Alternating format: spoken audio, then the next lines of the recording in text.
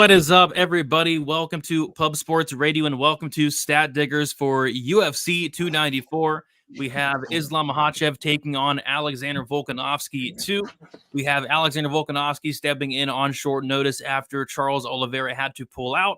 And we also have Kamaru Usman stepping in on short notice after Paulo Costa had to pull out. So some major changes on this card, 294 in the last couple of weeks. But yeah, really looking forward to it. I think on paper, Weezy, this is one of the better cards of the year. And I think everybody's really looking forward to it. Out of the Apex, finally. Yeah, it's nice to get out of the Apex. It always means, live fans, and it always means a little bit more ambitious matchmaking. And we've certainly got that for this card. We got, a lot of the Muslim fighters, a lot of the top Muslim fighters in the entire organization here fighting in Abu Dhabi. And the home crowd's going to love it. This is a very high-level card. The fights that aren't high-level promise to be like really fun fights too. So, yeah, I love the matchmaking. I love the high-level names that we're seeing on this card. And we're going to get a lot of information about a lot of divisions at the end of this card about, what the title picture is looking like. There's definitely some title setup shots here, and there's definitely some title shots. So, I'm looking forward to this one, man. It's going to be a great card, a lot better than the last two that we've seen recently.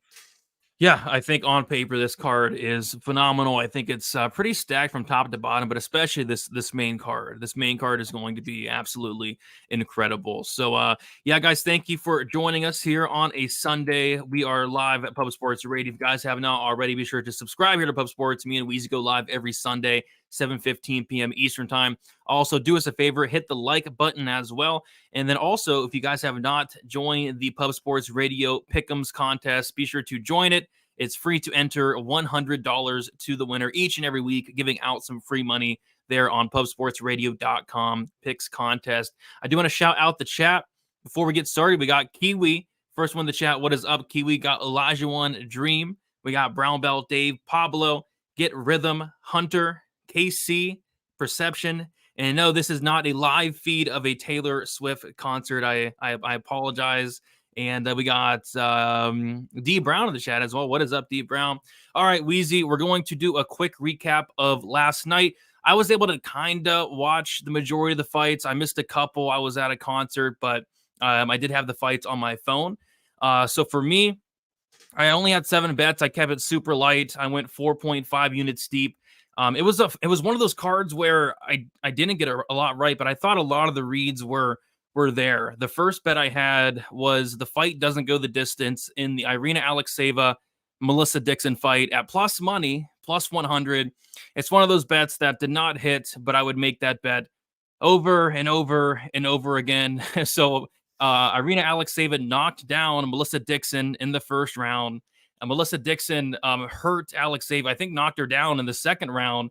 Melissa Dixon took Alexeeva's back multiple times. She got into mount multiple times. Melissa Dixon had to have been in a dominant position for at least half of the fight. So I'm not sure what happened there, but to say there were opportunities would be an understatement. So I chalked that one up as a bad beat. I thought the read was there. I would bet a plus money fight is a good decision in that spot all day. Another loss I had was I had a half a unit on Terrence McKinney to win by first round submission. I beat a lot of line movement on it, plus 400. I felt like it's like 50-50 whether he knocks him out or subs him. He decided to go out there, knee him in the first 5 seconds and knock him out. Nothing you can do there. I had a 1.5 unit bet on the fight doesn't go to decision in the main event. It was actually a parlay. I had the Charez fight doesn't go to decision. The Charez fight got called off because Lacerda had like a face infection. So that turned into a straight bet. And again, kind of a bad beat. I was not able to watch a lot of the fight, but what I did see was Sodiq Yusuff like destroying Edson Barbosa in the first round, borderline 10-7, almost got him out of there. And then I saw Edson Barbosa land a nasty head kick in the third round, almost to get Yusuff out of there. So that fight went 5 rounds, very surprising there. So that was another loss. And then this one kind of caught me off guard, Weezy. We talked about the overs in the Michelle Pereira, Andre Petrosky fight. And what I did was I was kind of along the lines of you as I think this fight does get extended, but I was more so thinking I think this fight can finish late because Petrosky's coming in on short notice, because both these guys have had cardio issues in the past, because it is a striker versus grappler match. So what I did was I put a half unit shot on the Petrosky-Pereira fight ends in round 2, and then a half unit shot on the Petrosky-Pereira fight ends in round 3. And it ended in like a minute. Weezy, what happened in that fight? I was not able to catch it. Apparently, Pereira knocked Petrosky out in the first 60 seconds, which is wild considering he's not done that to anybody besides Danny Roberts. Yeah, it was super weird. It was literally the first punch that he landed in the entire fight. Wow. And it reeked of either Petrosky throwing the fight or showing up for a check. And my suggestion is that he showed up for a check, which is bizarre when you're 4-0, 5-0 in the weight class. Wow. Like this guy's undefeated in the UFC. He takes a fight that he doesn't have to take 10 days out when he's on vacation in Thailand.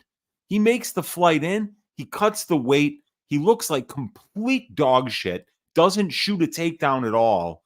I don't know what the fuck happened there. That was a absolutely mind-blowing performance because, like you said, Pereira knocks out nobody not named Danny Roberts, who's literally the most chinny welterweight in the entire division. Yeah. So that was really bizarre. But yeah, finish up talking about your night. Yeah, I mean, I only got one bet right last night. I was one for 7, but believe it or not, it was a winning night. I ended up plus 0.25 units after getting everything wrong. And it's all thanks to one Darren Elkins. I sprinkled a quarter unit on Darren Elkins round 2, plus 1150, and then a quarter unit on Darren Elkins round 3, plus 1800. And everything played out as expected. TJ Brown had a terrible haircut. He made terrible decisions. Man, people were pissed off at TJ Brown. I think a lot of people may have parlayed him. They were talking about his fight IQ. Yes, TJ Brown has bad fight IQ. I think we know that now. And he made terrible decision after terrible decision. Refused to strike with Darren Elkins for some reason. But yeah, the fight played out in the grappling realm. And I didn't catch the first round in the Elkins-Brown fight, but I heard that Elkins almost finished Brown in the first round, which would have been terrible. But luckily, he was able to kind of break Brown, and Brown really had nothing left. And Elkins finished him, plus 1800 quarter unit to win like 4.5 units there. So that made the night, and 4 winning events in the row. But I'll be honest, my reads the last 2 cards have not been the best, although have had winning nights in both of them. So I'm going to hopefully get the reads back up to par here, and hopefully have a good week for UFC 294. Weezy, how did your night go last night? Small losing night for me last night. I had one of the same bets you had. So let's start with the bad here. Alexander Dixon fight to not start round 3. Great bet, great read, bad result. Each one of them had chances to finish the fight in the first and the second rounds. But a great performance there by Melissa Dixon. What a way to come in and make your debut. Get dropped in the first and then come back and win the second and the third with your grappling against the judo champion, a sambo champion. So really great performance by Melissa Dixon. Worst bet of the night, but it's a bet that I'm going to continue to make, was the over 2.5 rounds in the Pereira versus Petrosky fight. I was going to bet Petrosky too, but I was just so sketched out by that fight. The short notice for Petrosky. Why is he taking this fight? It makes no sense for him to take this fight. Then you got Pereira moving up a weight class and having never fought anybody that could grapple their way out of a paper bag. Dude, I said that last week, and I had somebody comment on one of my videos. I don't even know if it was here on Stat Diggers, saying he fought Hu Yazong, and Hu Yazong is a legit wrestler. What? Somebody said that to somebody comment. I have evidence of somebody saying that. It's in the comments on one of the videos I did last week. And I was gonna respond to that person. I'm like, no, you know what? No, I'm not responding to this. Hu Yazong is a bum, plain and simple. Credentialed bum. That's what he's credentialed in terms of being a UFC bum who never belonged to be here. All right. So yeah, we had Petrosky going out there against a striker when he had never seen anyone that could strike their way out of a paper bag. So it wound up being just a bizarre fight. But look, 11 of their 13 combined fights had went over 2.5 rounds. But it was a striker versus grappler matchup, and Petrosky looked so out of his depth on the feet that it wasn't even funny. First punch that landed knocked him out. So that was a 2-unit bet.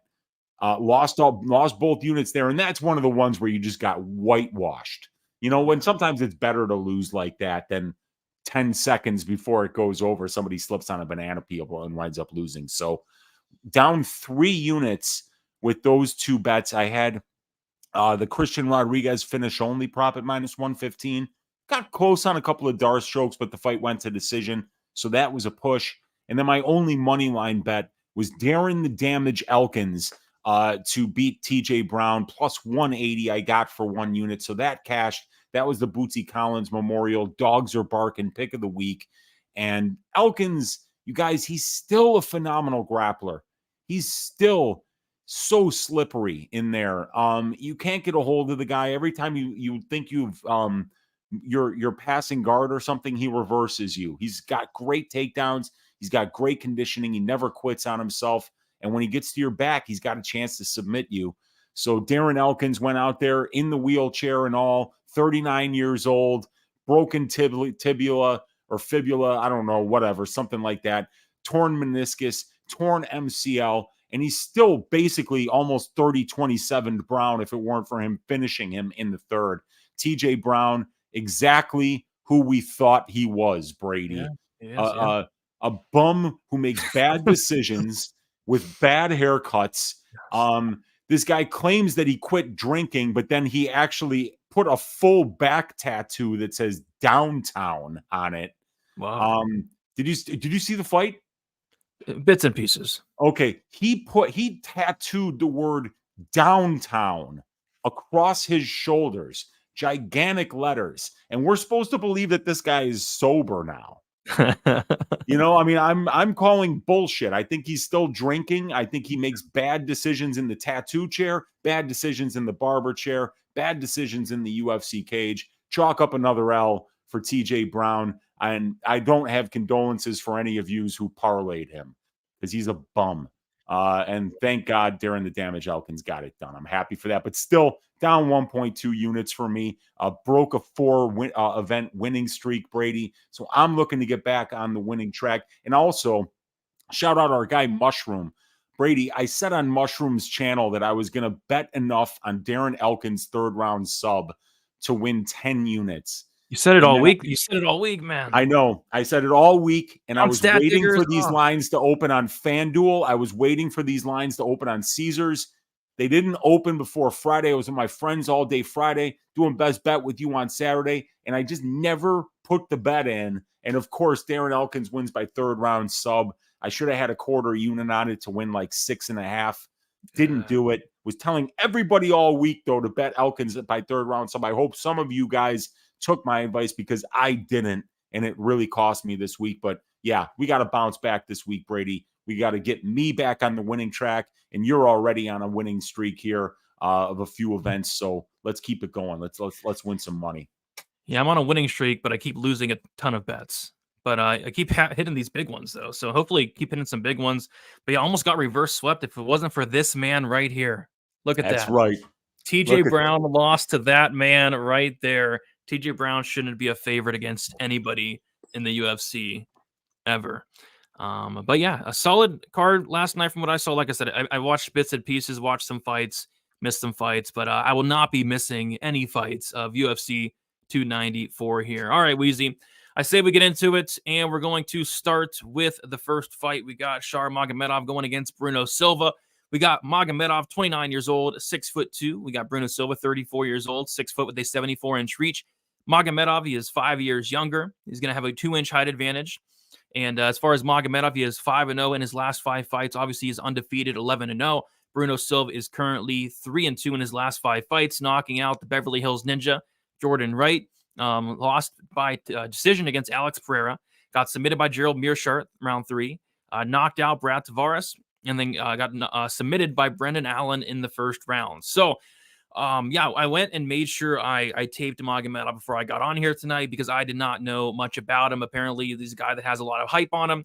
He's not the best looking guy in the world, but I'll say it. In the cage, his skills are very, very good. I was really impressed with the striking of Magomedov. And the thing with Bruno Silva is he just looks off to me lately. He looks like really off. So it all started with the Jordan Wright fight. Jordan Wright hurt Bruno Silva, rocked him bad in the first round. Not the best look. He knocks out Jordan Wright. Congratulations. A gust of wind does that. And then against the Alex Pereira fight, which he lost that fight, but that was a good performance. I mean, it makes no sense how it went the distance and how many shots he ate. Makes no sense at all, but he was able to eat all of Alex Pereira's shots, ended up showing a ton of toughness, got hurt, multiple times in that fight, but showed toughness and survived the full 15, which again makes no sense to me whatsoever. And then he goes out there against Gerald Mearshart, and this is what does it for me. I mean, that was a matchup where he looked very off. He looked drunk in that fight. Like he looked like he was sluggish.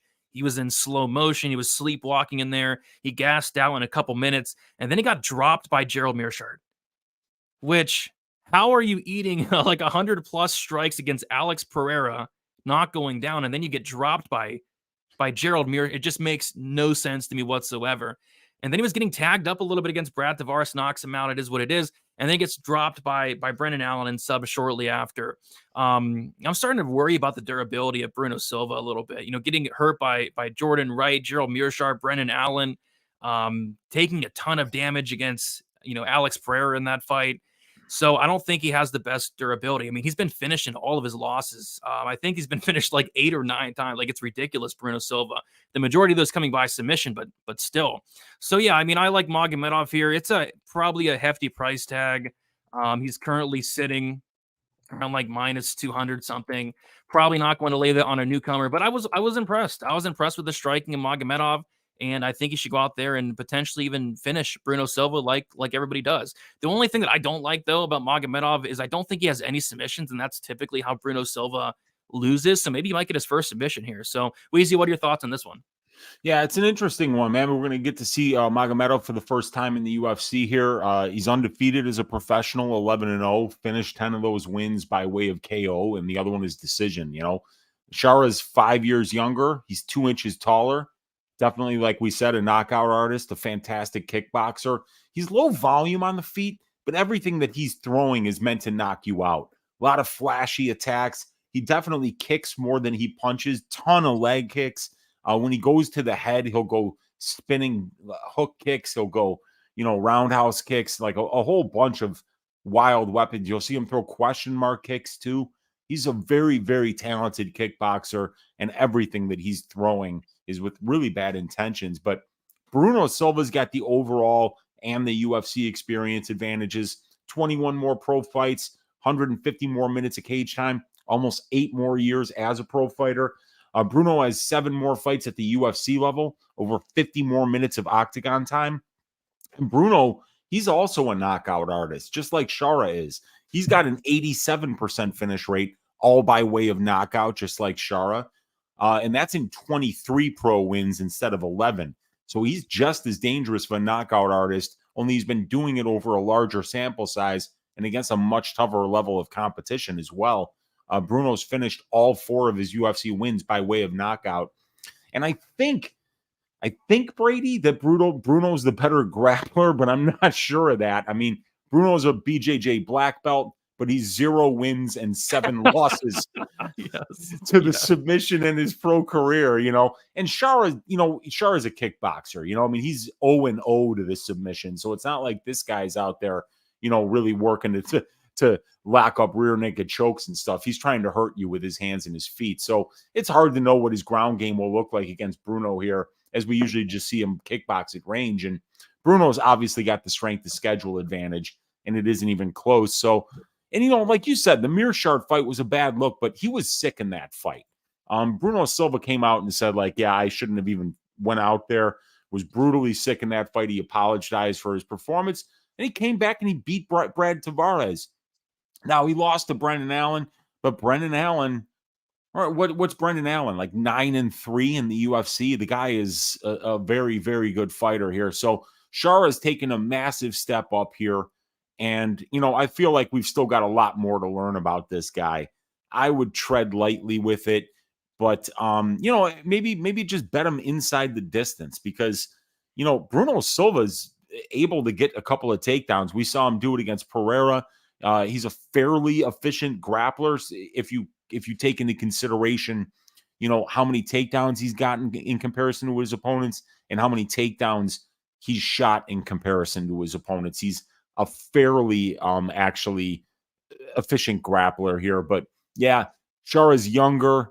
He's definitely more hyped. He seems like he's going to be the bigger guy. He's definitely taller, but we don't know if he's necessarily got that reach advantage or not because we don't have a measurement yet for him. So interesting fight.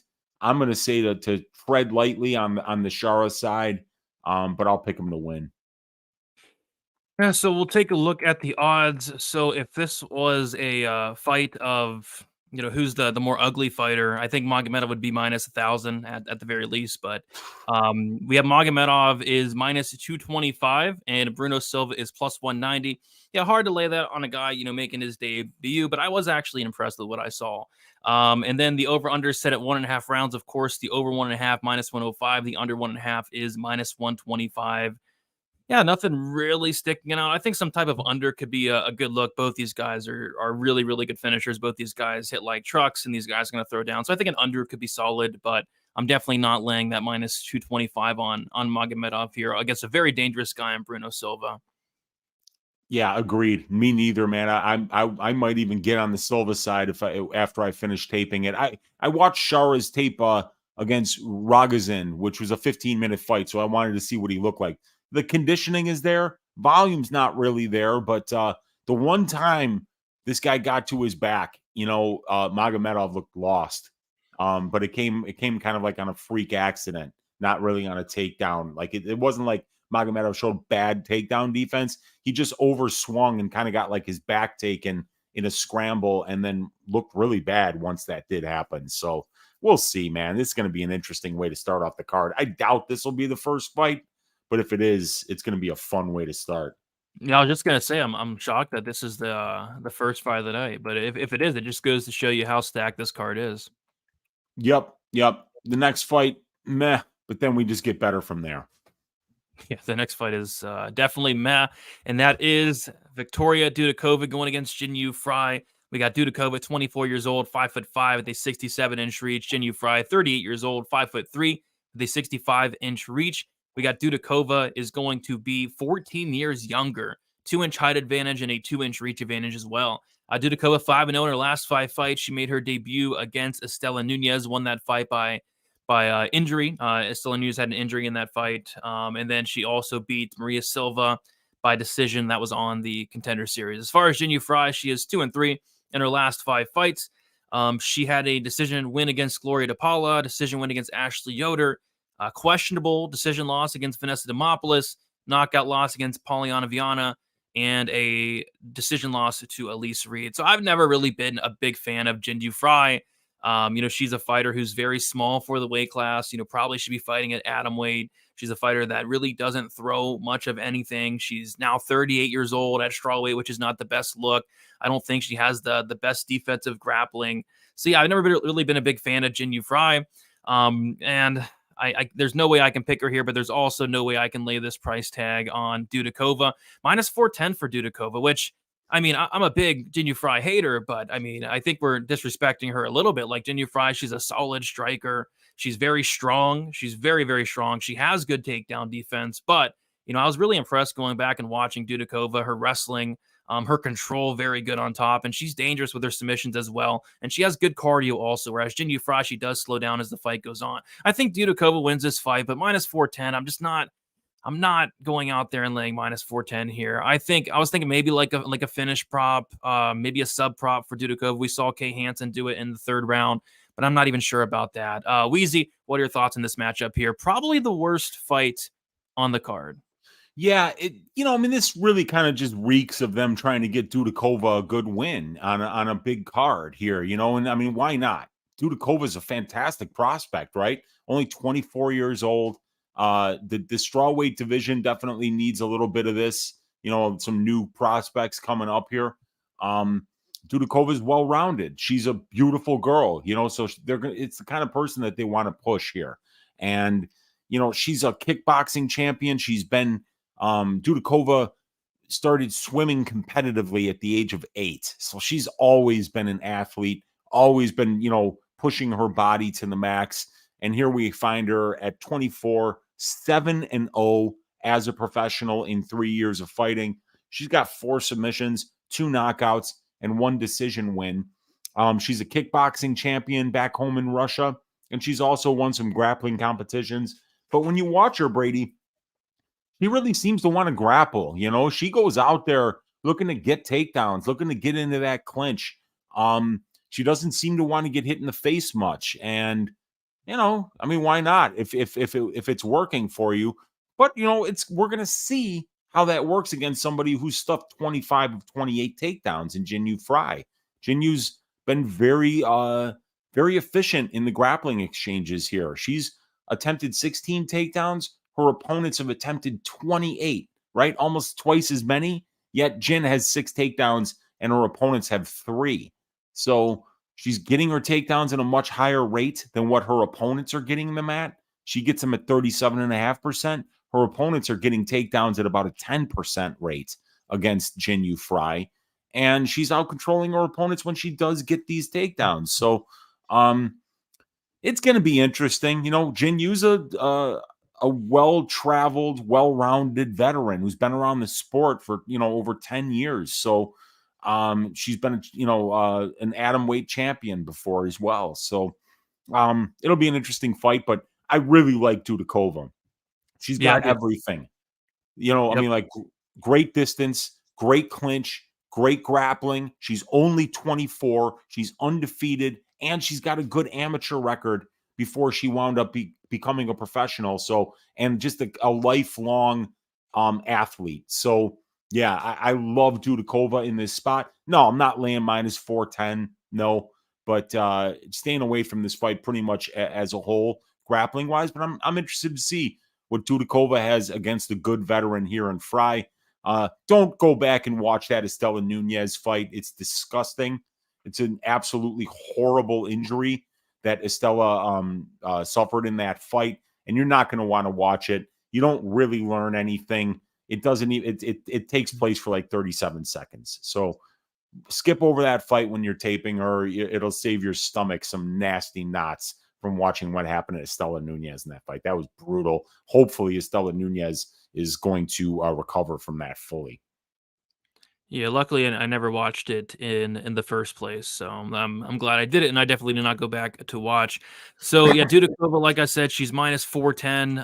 Jinh Yu Frey is plus 310. I think she wins this fight. I'm pretty confident she wins this fight, but I don't know. I mean, maybe a potential parlay piece there. And then as far as the over under, I kind of think it's interesting. The under is plus 185. Like, I feel like Dudakova could potentially finish this fight down the stretch.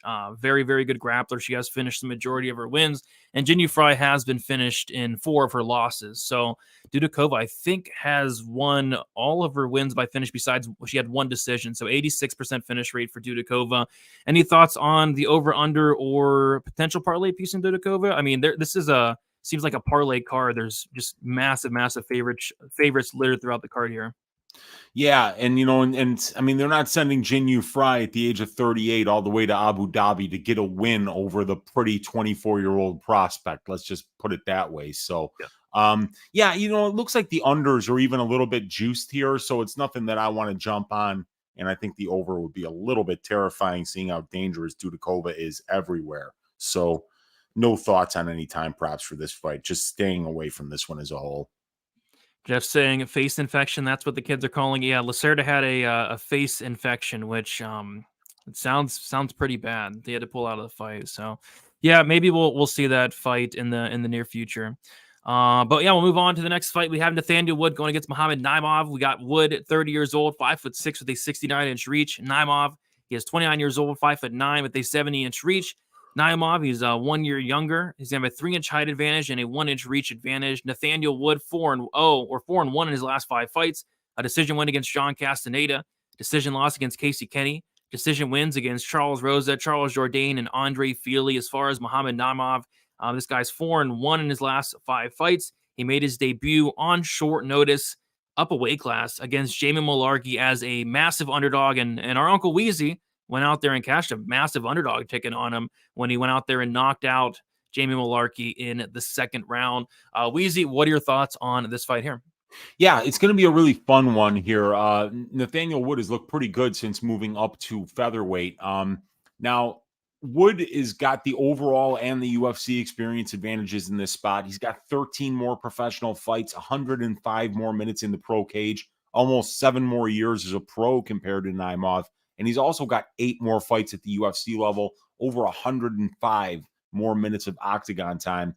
And Nate's a really good minute winning striker at distance. He's got a positive 2.2 distance striking differential, 47% accuracy, 60% defense. He's landing 7.3 distance strikes per minute spent at distance. That's 2.53 more than the divisional average. Wood stays busy. He's accurate and fast, and he throws 15.48 distance strikes per minute while keeping his fight standing almost 75% of his octagon time. So he definitely does great work at range, and he tends to keep it there 3/4 of the time. And he's also got really solid grappling efficiency. He's out-controlling his opponents at a 2-to-1 ratio, 17.27% to 8.47%. He shows 76% takedown defense and 54% takedown accuracy. Both of those numbers are way above average for the division. So wherever the fight goes, Nathaniel Wood can win minutes. He also has 5 career submission wins, and he's 3 wins and 0 losses to the submission in his UFC career. So Nate's definitely shown the ability to win moments on the ground as well as minutes. And Nate's definitely fought and beaten the better brand of competition in the UFC because he's got 8 more fights at the UFC level. Now, Naimov is going to be 1 year younger than Wood. He's the bigger dude. He's 3 inches taller. He's got a 1-inch reach advantage. And he's more durable than Nathaniel Wood. Mohammad Naimov has never been finished in 11 pro fights, while Nate has been finished in 4 of his 5 pro losses, twice by knockout, twice by submission. And if you watch that Dana White's Contender Series fight, you see that dudes aren't going to be able to knock out Naimov. The guy is stupid tough. He's got a ridiculous chin and probably like a Homer Simpson brain, because that layer of fluid protecting the brain from concussion seems to be extra thick, because this guy can fight through really a lot of damage. So yeah, I love Naimov's durability in this spot. And Muhammad's got serious power. He's 5 wins and 0 losses to the knockout in his career, and we can trust his chin to hold up in pocket boxing exchanges. We saw Naimov get that KO victory over Jamie Mullarkey up a weight class on short notice. I think Naimov's got a lot more knockout equity in this fight. You know what I think could be an interesting look in this one would be the Naimov finish only prop. Because if he doesn't gas out here, he could absolutely be the one landing the bigger shots. And since Wood is such a big favorite, that might be a good look. You could trust that durability of Mohammad Naimov and probably get a nice plus money ticket on the finish only prop in this one. Yeah, finish only could be a good look. Kind of surprised how big of a favorite Wood is after Naimov did pull off that big upset. But yeah, Wood is very good. I'm not going to parlay Nathaniel Wood here. I always have concerns about parlaying Nathaniel Wood, and it is because of that durability. The one time I did parlay Nathaniel Wood was against Charles Rosa, because I obviously didn't have to worry about him getting knocked out. But here you kind of do have to worry about him getting hurt. So in terms of a parlay piece, I think there's much better options. But I think Wood's a phenomenal fighter. I think the durability is that one thing that always scares me about him. But the striking's incredible. The volume's incredible. He can grapple, he can wrestle, he can do it all. He's very well-rounded and a very, very good fighter there. It's just the durability would be my only concern in this matchup, but I think he wins this fight and wins it pretty handily as long as his chin does hold up. But yeah, Wood's been finished a lot. He's been finished 4 times in his 5 losses, and not only getting finished though, we've seen Wood get rocked and dropped a lot in the UFC. So I would caution anybody laying like minus 330, but he should go out there and win this fight. But we've seen Naimov do it before against a chinny guy and Jamie Malarkey. Maybe he does it here again.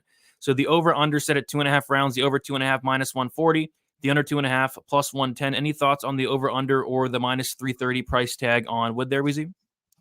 What is the over? The over is minus 140 right now. Yep. Yeah. Let me look at that on the prop template actually, because I like that a lot. I know Wood's fights have finished, but minus 140 for the over 2.5. 6 of 9 of Wood's fights have went over 2.5. However, like I said, this guy Naimov is stupid durable. So I don't think Nate Wood's knocking him out, and he's not really wrestling the shit out of people, especially now up a weight class at 145 against bigger dudes. That's going to be harder for him. So this guy's durability is going to be something that probably takes this fight over. I like that minus 140 there for the over 2.5. Yeah, I agree. It doesn't make a ton of sense considering Wood is a pretty big favorite, and the over is only minus 140. So yeah, I kind of agree with you on the over call there. All right, we'll move on to the next fight. We have Mike Breeden going against Anshul Jubli. We got Breeden, 34 years old, 5'10" with a 70-inch reach. Jubli, he's 28 years old, 6 foot with a 69-inch reach. We got Jubli, he's 6 years younger. He's going to have a 2-inch height advantage and a 1-inch reach disadvantage. We got Jubli, who is 5-0 in his last 5 fights. He's undefeated, 7-0. Made his debut against Jekka Seregi, won that fight by second round at TKO. Looked very good in that fight. As far as Mike Breeden, he's 2-3 in his last 5 fights. Made his debut against Alexander Hernandez, lost by 60-second knockout. He lost a decision to Natan Levy, and then lost against Terrence McKinney by 60-second knockout. So Jubli came in to the UFC. He was on the Road to UFC. On Road to UFC, went out there, had a good performance.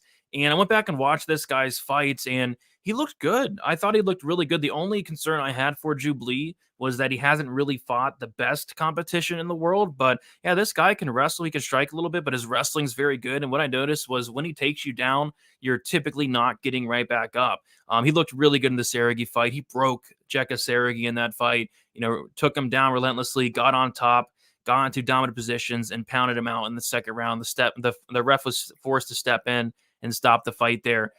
I just don't think Mike Breeden's UFC caliber. I mean, the guy's 0-3 in the UFC. They brought him in probably on short notice to fight Alexander Hernandez after a Hernandez fighter probably had to pull out. I'm just not sure he really belongs here at this point. And I went back and watched the Natan Levy fight. And Natan Levy is a good wrestler. He's a good grappler, but, getting taken down, it was like 8 or 9 times by Natan Levy. I think Jubli should have no problem taking down Mike Breeden. And like I said, once Jubli does take you down, you're probably not getting back up. His control seems to be pretty legit. Again, the level of competition would be the one concern, but seeing him go out there in his UFC debut against Jekka Seregi and doing what he did was a pretty good step in the right direction. Massive favorite here in Jubli. This is a card that has a ton of big favorites. Jubli's minus 400, and I can't really argue it too much. And I just don't really like Mike Breeden's chances in this fight. I don't even know what the path to victory would be. I just really struggle to see, Mike Breeden stuffing a lot of these takedowns here. Weezy, what are your thoughts on this matchup? Yeah, I never really knew what Mike Breeden was doing here in the first place. I mean, he lost on the Contender Series, and then they must have needed a short notice opponent for Alexander Hernandez, so they called up Breeden. And evidently, they gave him a 4-fight contract because he got his ass shaved by Alexander Hernandez in the first round. He got dominated by Natan Levy, lost by decision. Got his ass shaved by Terrence McKinney in the third round. So 0-1 on the Contender Series, 0-3 in the UFC. And here he is getting shipped off to Abu Dhabi to fight a guy from India in Abu Dhabi. So I'm wondering if this is the UFC trying to get Jubli a win here, or if it's the UFC thinking, man, we can't believe Breeden lost in a 3 in a row, so let's send him over to Abu Dhabi to shock the world, getting this win against a somewhat local guy in Anshul Jubli on hostile soil. I don't think that that's going to happen. This guy Jubilee looks really good, man. I mean, like, the guy's wrestling is solid. When he's on the feet, the striking looks really technical and really clean. He stays behind the jab. He uses that to kind of maintain distance. He's defensively fairly sound. I like everything that I see from this kid. And as far as Breeden, like I said, even when you watch the regional scene footage on this guy, you just don't really see it. I mean, he's got 8 wins by knockout, but he's also been knocked out 3 times in his 6 losses. So, yeah, this is a pretty easy one. I think Anshul Jubilee should absolutely get the job done here. Probably finishes Breeden inside the distance like most guys have. And, yeah, I think he's going to just wind up taking down Breeden, who's got terrible takedown defense, doing great work on top, and probably finishing him like he did Sergey. Yeah, what kind of shocked me, I don't know if the line's still there. So I don't know if this is true, but it's saying on Fight Odds at least that the under 2.5 is plus 125. There's no way that's the correct line, right? Let me see here. Breeden, the under 1.5. No, on Fight Odds it has 2.5 and it's plus 125. It's got to be. Yeah, it's 1.5 and it's plus 155 right now for this under. Yeah, maybe they did open it at 2.5 though, and then changed it to 1.5. But I didn't see them open it at 2.5 here. Yep, I see it. I see it now. So yeah, that's not a real line. Fight Odds. Let's get it together. Come on, we're trying to do a show here. Yeah, that kind of shocked me. I was like, man, I plus 125. Yeah, I think Jubilee finishes him as well. Under 1.5, no, absolutely not. But yeah, I like Jubilee here. I think he probably finishes down the stretch, second or third round there. Minus 400. What are you gonna do? You'll actually open at minus 900. Believe it or not. Wow. Yeah, that's how bad Breeden has looked, and that's the bookies just going, all right, because that's what they do. A lot of them are probably like, dude, what do we have to open this line at? So the sharps will actually bet on this bum Breeden, who we really, because you just sometimes they think like, wow, this guy's got a 0% chance to win. Where do we have to open this line? I mean, even the bookies, obviously, they know that nobody's got a 0% chance to win. Of course, Breeden could land a big shot here, could land a knee to the body that lands on the liver. I mean, it's MMA. Anything can happen. So you got to always be careful when you're laying minus 400, but he's minus 400 for several good reasons, not just because Jubilee's good, but also because Breeden's going halfway across the world to, like when you were away there, I was saying, do you think they're bringing Breeden out there to beat the somewhat local guy from India, or do you think they're sending him there to take the L and then tell him you're fired? Yeah, they're trying to get Jubilee a win, and probably more specifically like a finish win as well. It's a pretty big mismatch, I'd say. So yeah, another big favorite. Not the worst parlay piece in the world, I'd say, but he's minus 400 at the end of the day. All right, we'll move on then to this next fight. I'm very curious to hear your thoughts on this one, Weezy. So we have Abu Azaitar going against SD Dumas. So we got Azaitar. He's 37 years old, 5'9", with a 76-inch reach. Dumas, he's 28 years old, 6'2", with a 79-inch reach. Dumas is going to be 9 years younger. Dumas is going to have like a 5-inch height advantage and then a 3-inch reach advantage. Abu Azaitar 4-1 in his last 5 fights. He lost to Marc-Andre Barrieu by knockout in the 3rd round. As far as SD Dumas, made his debut against Josh Fremd, lost that fight by 2nd round submission, and then beat Cody Brundage by decision his last time out, I believe as a dog. So this is a fight where, it makes not a ton of sense. The last time we saw Abu Azaitar fight was 2 years and 6 months ago. 2 years and 6 months ago, and now he's 37 years old. I'm not really sure what's going on here. And it's one of those fights where it's like, who are they trying to build up? Because I don't know. I was kind of high on Dumas coming into the UFC, and now I'm not too sure how to feel about him. I did not like his performance, obviously, against Josh Fremd, and his performance against Cody Brundage. I kind of feel like it was more so Cody Brundage didn't really show up that day. And then as far as Abu Azaitar, like, why is he even fighting on this card? This is a weird matchup. It should be it should be fun, I guess. But in terms of laying actual money on it, I'm not sure I really want to do that. Weezy, what are your thoughts on this one here? Yeah, I mean, we see Azaitar about once every 3 years, and here he is right on cue in Abu Dhabi, like kind of like a home fight for him. He's a Morocco guy who's lived between Germany and Morocco, so the UAE is going to be a great place for him to fight, and the crowd's going to be rooting for him. And with Dumas, yeah, I love Dumas's size. I mean, like this guy's got a fantastic frame for the middleweight division. 6'2", 79-inch reach, appears to be incredibly athletic. The conditioning seems to be there. I like the conditioning for Dumas outside of the Fremd fight. And Azaitar's a good kickboxer, just like Dumas is. And Azaitar's a tough dude, and he's got a lot of power. He's got 7 knockouts and 14 wins. And we saw it in the the Barrio fight. He looked really good early in that fight. I think he won that first round.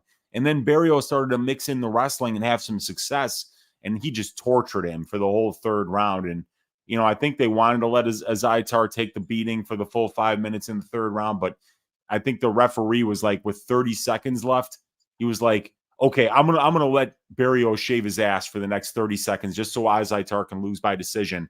And then like 20 seconds in, the ref was like, I made a huge mistake. Barrio's beating the piss out of this dude. And then he called it off, I think, with less than 10 seconds left in the third round. But, I don't think Dumas is going to be like all that top time that Dumas got in the Brundage fight was as a result of Cody pulling guillotine 3 separate times unsuccessfully.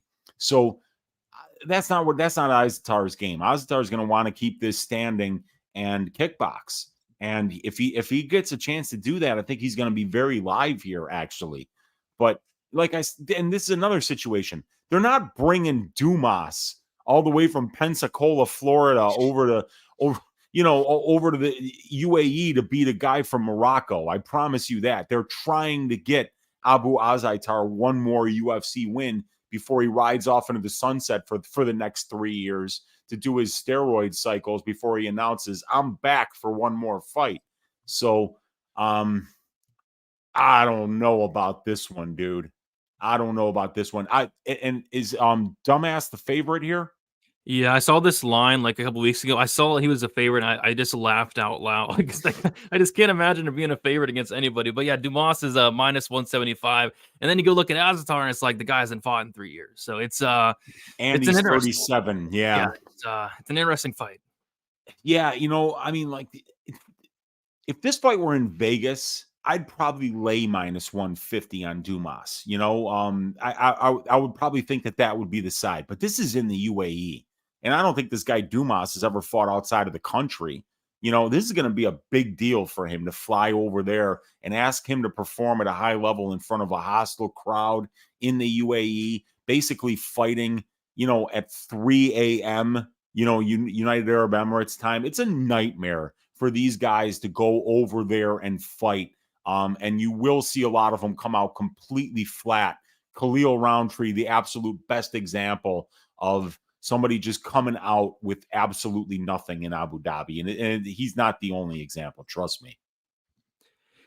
Yeah, I mean, I think it's a dog or pass situation. I couldn't stomach laying anywhere near minus 175 on Dumas there, but I think like maybe an under could be solid here potentially, but I don't know, nothing I'm really running. And they don't even have the under out for this fight, do they? It's the only one that they don't have it out for, which is interesting. I could see it going over. I could see it going under. I would probably just place this where the data told me to place it if I was the risk manager for these books, because it's hard to know what's going to happen here. But maybe they feel like there's a lot of variance and they don't want any action yet.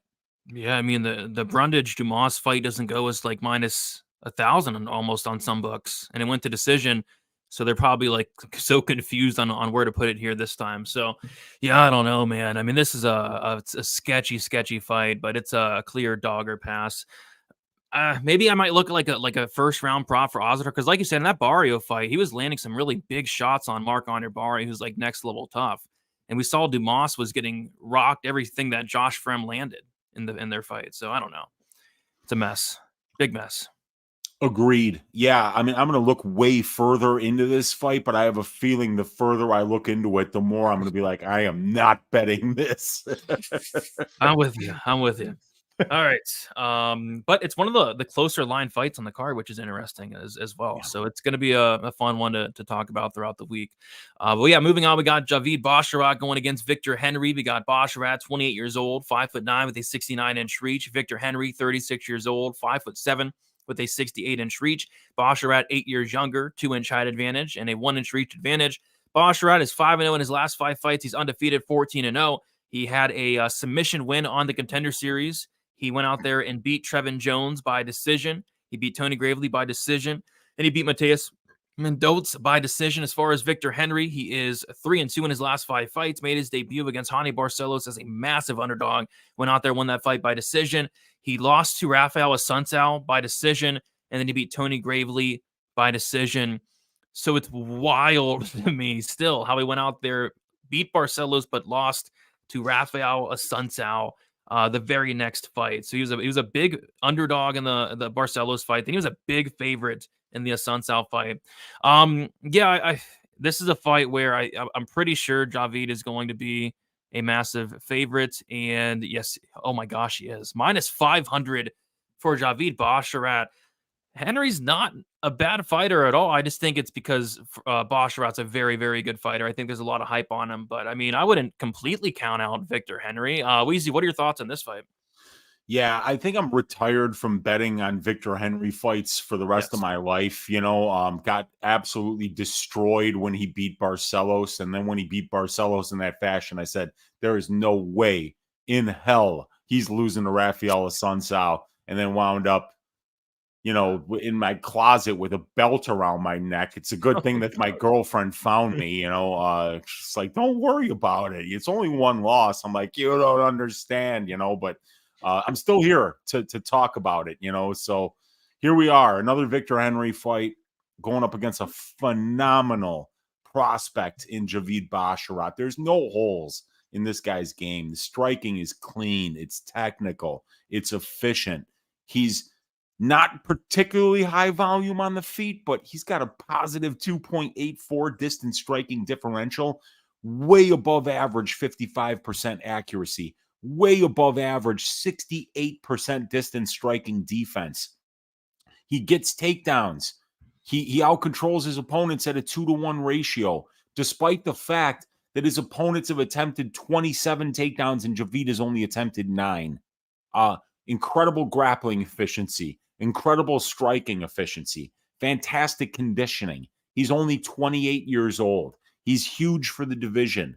He's got 14 professional fights and he's never lost. I get it. People are just saying Javid wins. I don't care what the price is. It's going to add some money to my parlay, and I get it. I just want to remind you that Victor Henry does have the capability to come out looking like he's unbeatable. And the volume that this guy throws can seriously throw a wrench in the way that some dudes fight. And Victor Henry's ability to be able to take a punch and throw in return, to constantly be countering, to constantly be moving, the conditioning that he has makes him a very difficult opponent to deal with. This guy's got 23 professional wins, 6 losses. And he's been in there in the regional scene. He's got one of the best regional scene strength schedules that we've seen coming into the UFC. So, yeah, I wouldn't count out Henry here. And the way I do have a bet on this fight, I parlayed the over 2.5 rounds here. I think we can count on Victor Henry's durability. The guy's never been finished in 29 professional fights. And Javid Basharat hasn't finished anybody at the UFC level yet. So I like the over 2.5 rounds here. I like Javid Basharat by decision, but Victor Henry by decision might be something like crazy, like plus 900, plus 1,000. Maybe might be worth a quarter unit this week because he's not finishing Javid. No, I don't really think either guy gets to finish. But yeah, Victor Henry's so weird, man. I mean, 181 strikes in the Barcelos fight, 154 in the Gravely fight, and then only 55 in the Assunção fight. But Assunção does that to people, though. Like everybody that fights Assunção just throws nothing. So, Yeah, I don't know. Minus 500 for Javid is pretty wide, but yeah, I think he wins the fight, and I'm with you by decisions. Maybe Javid by decision to get the price down, but I have a funny feeling that it's not going to be great. It's probably going to be like minus 180 or something like that. Yeah. And then yeah, the over 2.5 makes a lot of sense. Weezy, neither guy's been finished. Javid is a very good finisher on paper, but a lot of his finished wins are coming against like very, very, very low level competition. His competition prior to coming into the UFC was very bad, but yeah, he's a really good fighter. I think he wins this fight, but minus 500. I think there's better parlay pieces on the card. But yeah, if you want a winner, he probably does win at the end of the day. So you're on that over. What'd you get it at 210, right? Yeah, minus 210, but I think I saw it juiced way higher than that when they opened it. I think Bet Online opened it at like minus 275 because they've gotten really good at staying out of the way of openers that people are looking to smash. And then what they do is if they put it up there and they don't get any action, they'll bring it back down to earth and find the buyers. So they're really good. I mean, the Bet Online's risk managers are phenomenal. They do a really good job there. Best in the game. It's not even close. Best in the game. It's not even close. Shout out to them for being really good. So yeah, well, it should be a fun fight here, but yeah, it should be a really fun. I mean, all Victor Henry fights are very fun outside of the Santel fight. Outside of the they're great if you don't bet on them, Brady, because the guy never. He'll probably win. He'll probably knock out Basharat in the first round and leave the entire world like, what the hell just happened? As a matter of fact, I'm betting that. I'm betting that to win 10 units, Brady. Book it right now because it's the least likely result by the numbers. Victor Henry, first round knockout. You heard it here first. Yep, it definitely is the least likely outcome. That is for sure. All right, Weezy, we'll move on to this next fight. I'm always looking forward to a Trevor Peek fight. We got Trevor Peek going against Mohammad Yahya. We got Trevor Peek. He's 28 years old, 5'9" with a 70-inch reach. We got Yahya. He's I think there might be a little mistake here. It says 49 years old. Yeah, that's how old I am. Because I don't think they even had the. They don't have an age. Yes, they don't. Yeah, they don't have an age, so we don't know how old Mohammad Yahya is. So I always assume that he's exactly my age until I hear different. So yeah, 49-year-old Mohammad Yahya. He's way older than Trevor Peek. Fair enough. So we got Trevor Peek. He is 21 years younger, same height there, and then it's going to be Yahya with a 3-inch reach advantage. We got Yahya. He's 5-0 in his last 5 fights. He has 3 losses, 2 come by submission, and 1 come by knockout. Trevor Peek is 4-1 in his last 5 fights. At a knockout win on the Contender Series. Prior to that, he knocked out Kamaru. He knocked out Eric Gonzalez in a very fun, exciting fight. And then he went to absolute war with Jose Mariscal. The fight somehow went the distance. That was that card that the Peek fight doesn't go as like minus 800 and went to decision. The Brundage fight doesn't go against Dumas, was minus 800. It went to decision. And guess who was the dumbass that parlayed the under 2.5 in both those? I bet half the gambling world did. I mean, come on. Well, you couldn't have been the only one who was like, I think the Peek fight finishes, I think the Brundage fight finishes. It's just sometimes, man, like this last Saturday, yesterday was a tough card for a lot of people. Like a lot of unexpected results, and I mean it happens from time to time, man. It does, man. But I went and watched a good amount of Yahya fights. He had a couple 5-round fights, so got a good amount of fights there. I went back and looked at some of the fights where he's been finished. He got knocked out before. He got club and sub before, and it's the Trevor Peek fight. Which Trevor Peek fights are, I don't know, they're weird, man. Trevor Peek, like I said, he's fun and exciting. Technique is non-existent, but he's one of those guys where he doesn't really need it. This is a guy that will go out there and feint like hammer fist. It's something you never seen before ever in the UFC. I don't know. I'm kind of getting fraud vibes from Yahya. I think there's a reason money's coming in on Peek. The line is actually flipped, and I think maybe more money might be coming in on Peek. But I don't think Yahya looked completely terrible. It's just I think his level of competition is very, very low. But he's been 5 rounds before. His striking looks solid. I think he's decent. Didn't really wow me, though. And then as far as Trevor Peek, I'm just still not sure what to think of the guy, to be honest. He's just a complete wild man, to say the least. So, Weezy, this fight's kind of hard for me to predict. It is the closest line fight on the card, though, and I'm curious to hear your thoughts on it.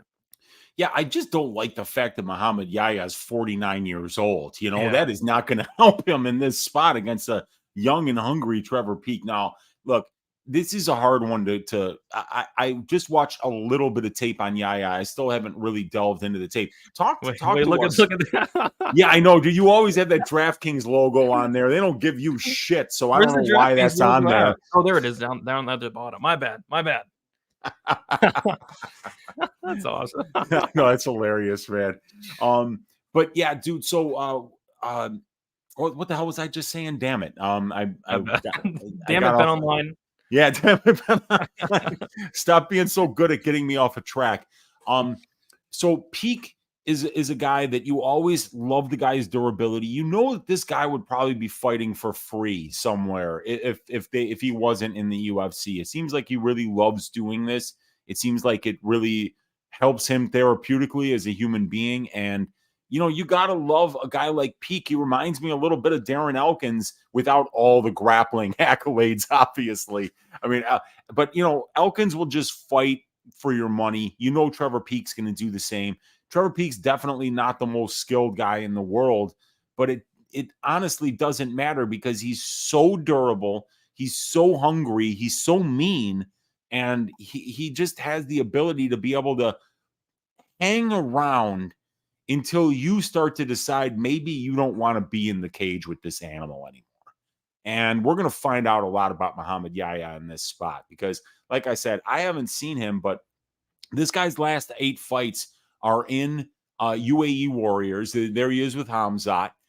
So he's been fighting in that part of the world there. He is from the UAE. He's going to be one of the hometown fighters on this card. So, you know, he probably said, you know, like, I'd like to have a guy like Trevor Peek.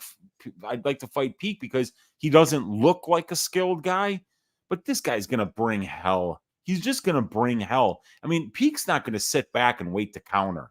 He's going to come there and try to take your head off. And even if he misses and you're landing shots on him, he's never going to fuck off. He's never going to take a backward step. And even if you hurt him, he's not going to stop. So it's just a really, really difficult opponent for anybody to deal with. If you're an extremely skilled grappler, you can get takedowns. You can move to half guard and keep Trevor Peek on his back. That'd be the best way, you know, to be able to neutralize what Trevor does really well. And that's just be like Michael Myers with a machete while the entire fight is on the feet. He's just going to be walking forward and looking to kill you. So I'm really looking forward to this fight. We're going to find out a lot about Muhammad Yahya because Trevor Peek is a guy who is going to push a pace and he's going to make you question how much you want to fight. Yeah, I mean, it's hard to prepare for a guy like Trevor Peek. I mean, Yahya's never fought anybody like Trevor Peek. There really is nobody like Trevor Peek in the UFC that I can think of that is that wild, no technique, but super dangerous, and he has solid attributes. He has power. He has extremely good toughness. And no quitting him, lots of heart. So, yeah, Yahya's never seen a guy anywhere near this. And you kind of go through the record of Yahya's not fought the best competition in the world, you know, getting finished by some lower-level guys, not the best look in the world. Money's really coming on Peek, though. Peek opened up plus 330 for some reason, and it was at about a pick him for a while. And just recently, he's minus 135. Like, I checked this morning. I could have swore he was, like, minus 110. So, yeah, minus 135 for Peek here. I can't bet on Peek personally, but I don't know. I think I do lean him to win this fight. So the over-under set at 1.5 rounds. The over 1.5 minus 125. The under 1.5 is minus 105. This over is getting smashed all day. The over opened up at plus 165. It's now minus 125. So the over got smashed. I'll go Peek here. I'll go Peek here to finish Yahya. Yahya's been finished in all 3 of his losses. So I'll say Peek gets him out of there. Weezy, any thoughts on a money line, on a prop? What are you looking at here for this one? Well, supposedly both of these guys are very durable, but yeah, like you said, Yahya has been finished in all 3 of his losses, so it's hard. And by who? That's the other thing. It's like, let's look. What I got it in front of me. He got finished by Dan Collins in UAE Warriors, who's a 5-0 undefeated English fighter. He got submitted by Gavin Hughes, who's 10-4. Gavin Hughes, known as Big Tasty, got that win by submission. And then Hassan Talal knocked him out in the first round. Hassan Talal is an Iraqi fighter with a 3-3 record. When did that happen? That happened. Well, that was in 2016. So who cares, right? Who cares that he got knocked out back then? This guy's been fighting a long time. His pro debut was in 2014, and he had 2 amateur fights back in 2012. So this Yahya, he's been around for 11 years, and he's only got how many professional fights? 15? Dude, yep. I mean, like, yep. That's too long. He hasn't been very active, but maybe the reason for the activity is that he is the UAE Warriors lightweight champion, Brady. His last 3 fights have been scheduled for 5 rounds. So usually when these guys are fighting 5-round fights, they're not going to fight every 3 months. They're not going to fight every 5 months. You know, they're gonna definitely take time off between fights. So maybe that's the reason he hasn't been very active. But I need to find out more about Yahya. But I'm leaning Peak for sure. This guy is a very difficult opponent. There are only certain types of fighters that are going to make it look easy against Trevor Peak. I don't think Yahya is one of them. Yep, I like Peak as well. Kind of missed the boat on the money line there. What I'm going to be looking at though is I'm sure they're going to be all over it, but Trevor Peak finish only, and we're looking at these Trevor Peak round 1, round 2. I feel like Peak could potentially overwhelm Yahya here early in the fight. Peak has finished all of his wins 100%. Looks like he has 7 of those wins coming in the first round. Then he also had 2 in the second round. So I think it potentially comes early here. I know money's coming on the over. I personally do lean under, but I do like the early Trevor Peak round props there. Should be a fun fight. Like I said, all Trevor Peak fights are very entertaining. All right, Weezy, we'll move on to the next fight. We have Tim Elliott going against Mohammad Mokaev in what should be a pretty fun fight here. And this fight is the featured prelim. So we'll start with Mohammad Mokaev. He's 23 years old, 5'7" with a 70-inch reach. We have Tim Elliott, 36 years old, 5'7" with a 66-inch reach. We got Mokaev, who's going to be 13 years younger, same height. Mokaev with a 4-inch reach advantage. Tim Elliott is 4-1 in his last 5 fights. Decision win against Ryan Benoit. Decision win against Jordan Espinoza. A decision loss against Mateus Nicolau. Decision win against Tagir Ulanbekov and Victor Altmarano. As far as Mohammad Mokaev, he is 5-0 in his last 5 fights.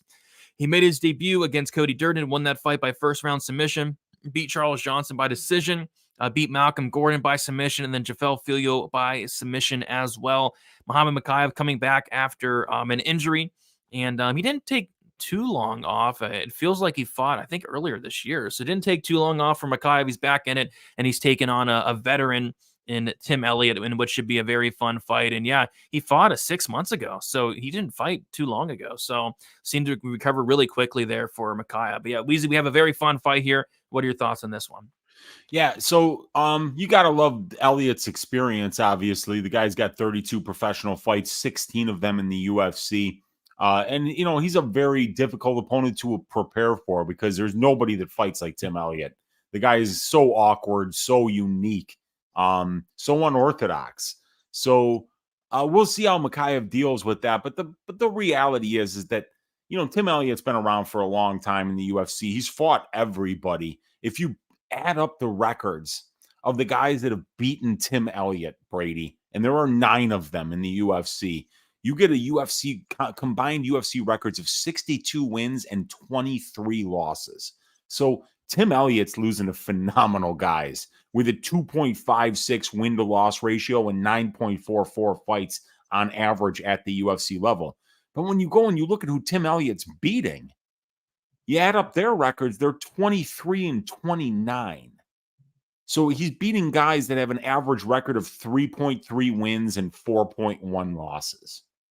So Tim Elliott is always a guy who's probably going to lose to guys like Mohammad Mokaev, and then he's going to go out there and beat your Victor Altamiranos, your Jordan Espinosas, and your Ryan Benoits. He wound up beating Ulanbekov, probably his best win in his entire UFC career. So you look and all of a sudden you're like, well, I kind of see what the UFC's doing here, right? They're not trying to get Mohammad Mokaev a loss in the UAE, you guys. They're not. they're trying to get Muhammad Mokaev a win that they can talk up because it's against the guy who's 4 wins and 1 loss in his last 5 UFC fights, but also a guy who's going to be a plus 375 underdog to a 23-year-old kid here. And it's not because there's a bunch of rich sheiks putting a bunch of money on Muhammad Mokaev. It's people like you and me too, Brady. You know, we kind of realize that there's a very low probability that Elliott comes out the other end with a win here. But it's MMA. Anything can happen. And this kid, Mokaev, he thinks he's invincible, right? And why not, right? He's 23. He's undefeated in the amateurs and as a professional. The guy had his leg twisted the completely wrong way against Jafel Filio, and he decided, no, I'm going to let this guy destroy my leg, and I'm not going to tap. You know, Mokaev's going to learn very, very soon that he's not invincible. You know, that he should tap to knee bars that are locked in. You know, that his career is not infinite. You can't come back from serious injuries in this sport and think that you're going to be the same, especially if you're sustaining them in your early 20s. So Mokaev's got a lot of learning to do. This guy's carrying his balls around in a wheelbarrow, and he thinks he's invincible. Tim Elliott's going to give him a good test. I think he should absolutely pass this test with flying colors in front of the home crowd, so to speak, and get the win over Tim Elliott here, because Tim Elliott is just not a spectacular fighter by any stretch of the imagination, but he is experienced. He is well-rounded. He is difficult to prepare for, and he's going to be there. He's going to fight you. So anything can happen, but I think it's Mokaev here. Yep, and the odds agree with that statement. Mokaev is now minus 600, and Tim Elliott is plus 425. The over-under is set at 2.5 rounds. The over 2.5 minus 160. The under 2.5 is plus 130. I don't know whether I'm leaning decision or submission. Tim Elliott has been subbed, I think, 6 times total, but 4 in the UFC. And Mokaev has finished 3 of his 4 wins by submission. So I'm sure there's going to be plenty of opportunities. It's just, is he going to be able to go out there and pull that submission off there? So I don't know. Any thoughts on the over/under? Any thoughts on the money line of Mokaev minus 600? Minus 600. Yeah, 6 units to win 1. Who's with me? And yeah, you mentioned it, dude. Tim Elliott, 6 wins, 5 losses to the submission, and Mokaev 6 wins, 0 losses to the submission. So, and Mokaev's only got 2 knockouts, while he's got 6 submissions. So, yeah, I think that if you're going to bet Mokaev, maybe you try the submission prop to get it to get plus money potentially. I don't know how they're going to price it. That might be a good way to look at it. But yeah, this is going to be a tough fight to bet. What is the under here? Like plus 130, I think, as well. Plus 130. Yeah, I don't mind that under, man. Like you said, 4 times Elliott has been stopped in the UFC via submission, and in 6 of his 12 pro losses. So it's not like the guy's tremendously durable. Only 5 of Elliott's 15 fights, though, have went under 2.5 rounds, and it's 1 of 4 for Mokaev. So it's only 31.5%, and you're paying 43% on the line. So it looks like it's probably priced where it should be, because I would not lay minus 160 to bet the over 2.5 here and then have to be like, oh, all I got to worry about is whether Mokaev subs Elliott. And then I look after I make the bet and I'm like, what do you mean he's been submitted 4 times in the UFC, you know? Yeah. So yeah, I don't like the time props here either, dude. Yeah, same. I mean, if anything, maybe Mokaev submission, but I have a sneaky suspicion they may be onto that one there. So we'll see. We'll see. Maybe they priced it accordingly. We'll see. All right, I'll move on to the main card opener. We got Said Nurmagomedov going against Muin Gafurov. We got Nurmagomedov, 31 years old, 5'8", with a 70-inch reach. Gafurov, he's 27 years old, 5'7", with a 68-inch reach. Gafurov, he is 4 years younger. It's going to be Nurmagomedov with a 1-inch height advantage and a 2-inch reach advantage. Nurmagomedov, he is 4-1 in his last 5 fights. A knockout win against Mark Striegel, a submission win against Cody Stamann, decision win against Douglas Silva de Andrade, submission win against Said Joachim Kakramanov, and then a decision loss to Jonathan Martinez his last time out. Very close fight, could went either way. Muin Gafurov, he has 3-2 in his last 5 fights. He had a decision loss to Chad and Hellinger on the Contender Series. And then he had a decision loss against John Castaneda in his debut. I think Gafurov's, pretty good fighter. I've been a Gafurov truther. But this is a tough matchup for him. He was supposed to fight, I think, Taylor Lapilus in Paris. I think he had visa issues. So we're finally getting to see him fight again against Said Nurmagomedov here. Weezy, what are your thoughts on this one? Great fight. I'm a big fan of Gafurov. The guy's got a really good resume, man. He's lost to really good competition on the regional scene. He's experienced. He's well-rounded. He's durable. He's a finisher. When he's on the feet, he's looking to take your fucking head off with everything that he throws. And when he's not doing that, he's pushing you up against the cage or he's trying to take you down. The guy is very well-rounded. He pushes a pace for the entire fight, and he's always looking to finish, and sometimes he gets finishes late in fights as well. I really like what I see out of Gafurov, and you look, he's even got 3 more professional fights in comparison to Nurmagomedov, but it's Nurmagomedov who's taller, who's longer, who's more experienced at the UFC level. But Gafurov is the much better finisher, the much more opportunistic finisher, the guy who's much more dangerous on the feet, in my opinion. As good of a striker as Said is, I think Gafurov is going to be, every time Said throws one of those little cheeky question mark kicks, he's going to be getting an overhand right, looking to take his head off, coming right back in his direction. So I think he's going to have to be very careful. And what Gafurov is going to have to be very careful of is when he's shooting in for takedowns, that ninja choke that Said Nurmagomedov has is a very, very dangerous weapon. We saw him get Stamen with it. We saw him get Kakramanov with it. Dude, he gets you in that thing. If you shoot in sloppy, he's going to catch you. But yeah, I love the fact that neither one of these guys has ever been finished, and that's in 46 combined fights and 8 combined losses. So the over here, which was plus money earlier in the day, is still around minus 105. I think it's a good bet. I think this one probably sees the scorecards, even though Gafurov's a really good finisher, and even though Gafurov wrestles a lot and might find himself in Said's front chokes. I do think that this one probably goes the distance, and I think Gafurov's live, man. I think he's live. I think he can get takedowns and win minutes because we saw Kakramanov do that to him over and over and over again. So why not Gafurov getting a couple takedowns and winning some minutes on the ground like Kakramanov did? Why not Gafurov landing the bigger shots on the feet because he's swinging for the fences? So, yeah, I've been a Gafurov truther for a while. I had a bet on him against Lapilus. I had a bet on him against Castaneda. And I think I had a bet on him. I think he's even had one more UFC fight canceled before it happened that I had money on him, if I'm not mistaken. So I'm going to be, I have to look more into this fight, but I'll tell you, man, I like this Gafurov kid. And I think that he's live with anybody that he fights. Yeah, I like him too. Man, this over, to me, it feels kind of like a trap. Like the bookies, they're not stupid. I mean, I'm sure they looked and saw that 43 combined fights, neither guy's been finished. Why would they open up the under at minus 170? I mean, that's ridiculous. What scares me is honestly, I know Gafurov's never been finished, but the durability. I mean, he gets hurt a lot. John Castaneda knocked him down.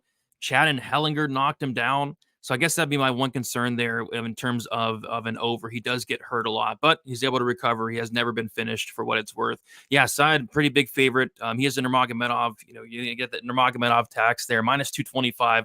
Gafurov is plus 190.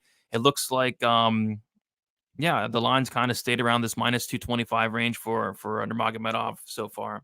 And then, like you said, the over has gotten hit, and rightfully so. I mean, the over getting opened at plus 140, it makes no sense at all. It's currently plus 105. I think the over at plus money makes a ton of sense here.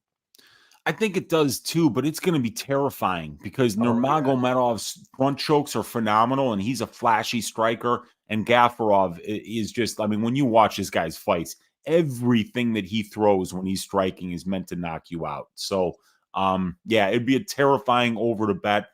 At plus 135, I might have gotten there, but at plus 105, Man, I think I'll probably just stay away. Man, both these guys throw with very, very bad intentions. Very bad intentions. And like you said, submission game on really either side. Both guys have a sneaky submission game there. So, yeah, I'm not gonna bet an over in this one. So, but the over at plus money does make sense if somebody was to bet it there.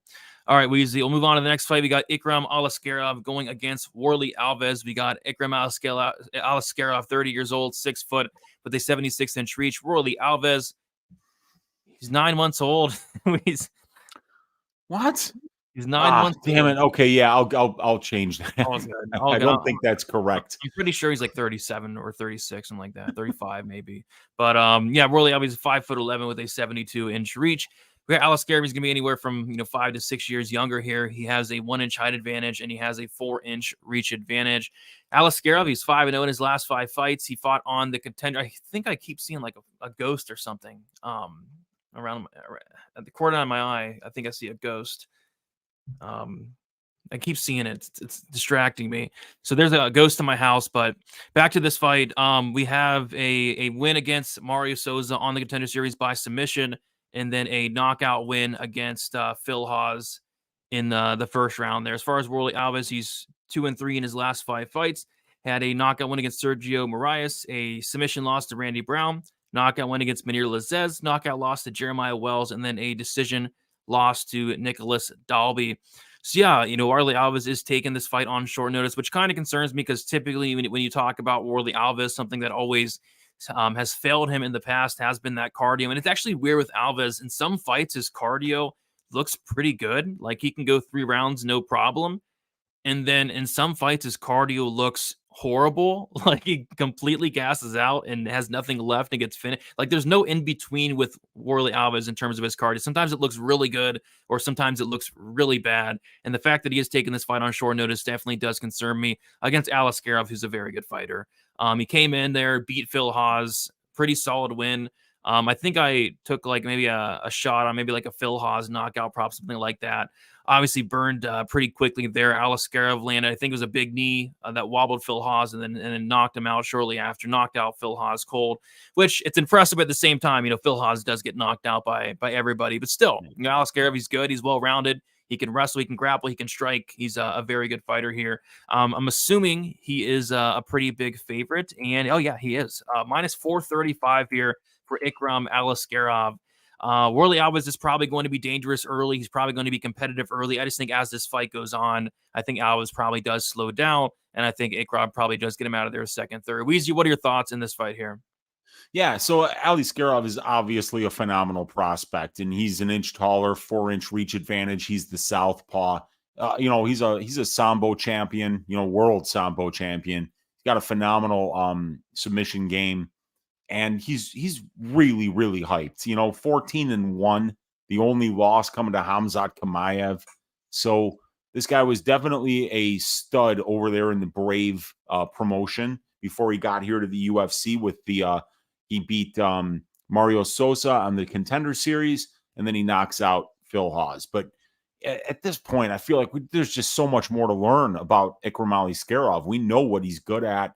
We know that he's going to be really solid, but the Phil Hawes fight tells us nothing. He knocked out Phil Hawes. I mean, it doesn't mean anything at this point. Phil Hawes' chin is like ranked amongst like top 5 worst chins probably in the UFC right now. So I don't know if we learned anything there.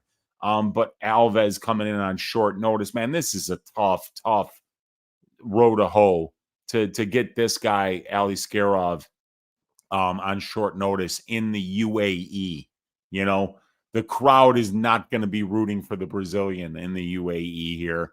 I think that this will be close on the feet. Warlley's a really good kickboxer, right? He's got a lot of power.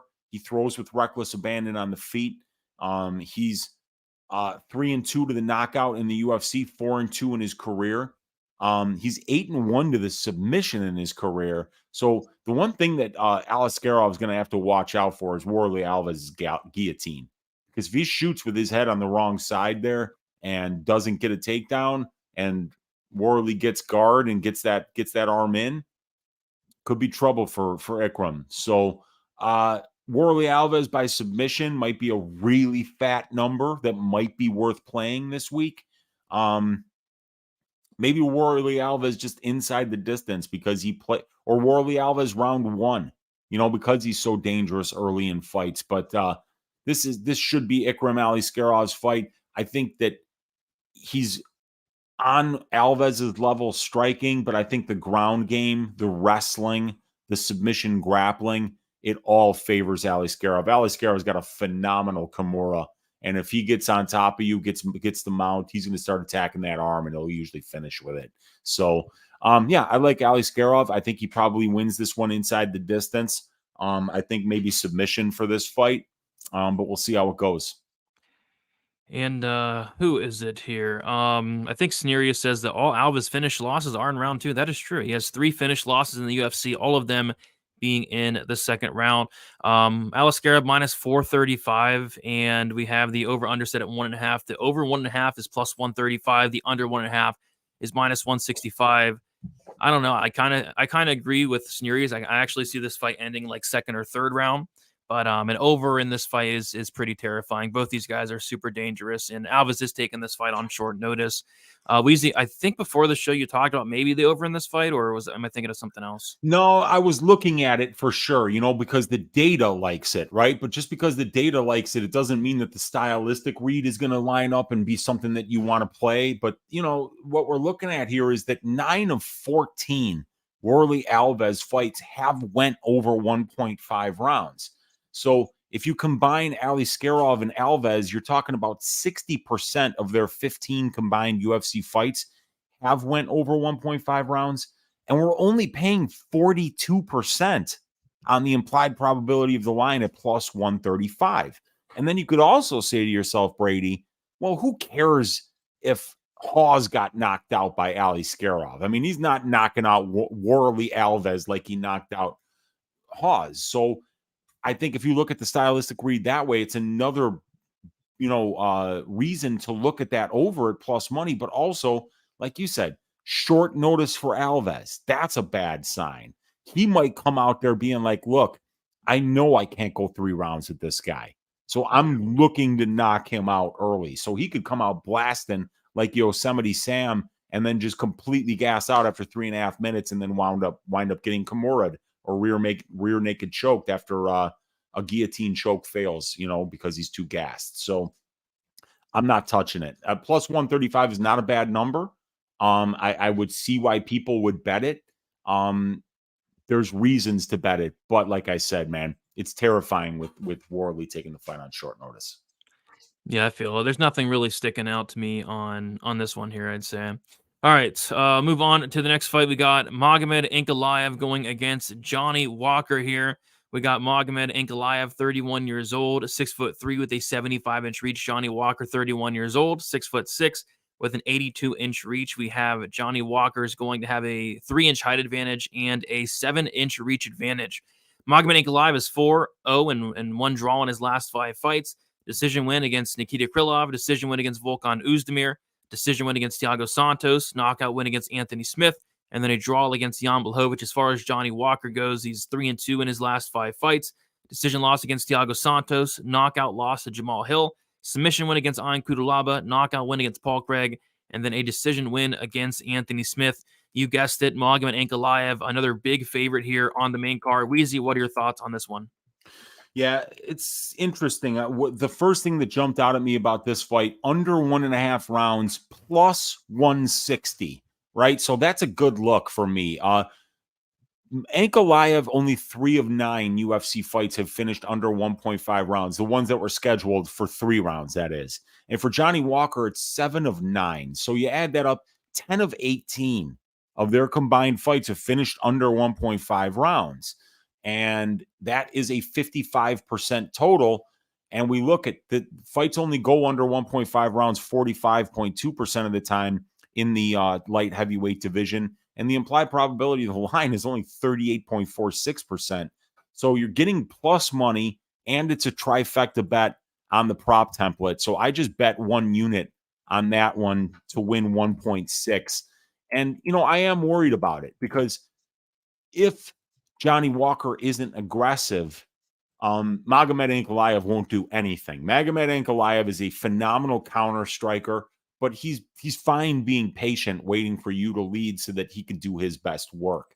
And I think that Johnny Walker, in order to win this fight, he's going to have faith in himself going first here, because he is 3 inches taller than Magomed, because he's got a 7-inch reach advantage here, because he's the far better athlete and more explosive athlete here. So he's going to have to try to land something against Magomed.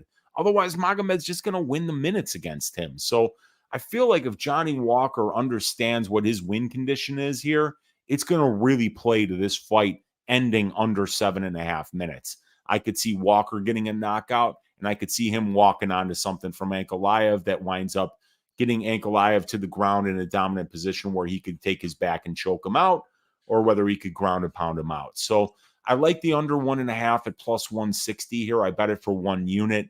But I think that Ankalaev is the far more skilled fighter. I think he probably should have been champion. I thought he beat Jan Blachowicz in that fight. And, I think Ankalaev can try to win the minutes with his wrestling if he wants to do that as well. If he doesn't like how it feels at distance striking range with Johnny Walker. So we'll see how it goes. Bet that under 1.5. Looking for Walker to not look like he did in the Thiago Santos fight or even in the Anthony Smith fight. So I think he comes out blasting here. And if he does, I think he's going to give Ankalaev some looks that he's not going to be comfortable with. And we could see Magomed Ankalaev look not comfortable in the cage for the first time in a very long time. Yeah, I feel like either the under's going to hit with flying colors, or it's not even going to be close to finishing. I feel like there's no in between. Yeah, And like you said, it's all going to come down to the game plan of Walker. If Walker goes out there and takes his time, like you said, Magomed's going to do nothing at all. So hopefully we get the old Johnny Walker going out there with reckless abandon, because quite frankly, that's how he wins the fight. He's not going to out-technique Magomed Ankalaev. I mean, it's not happening.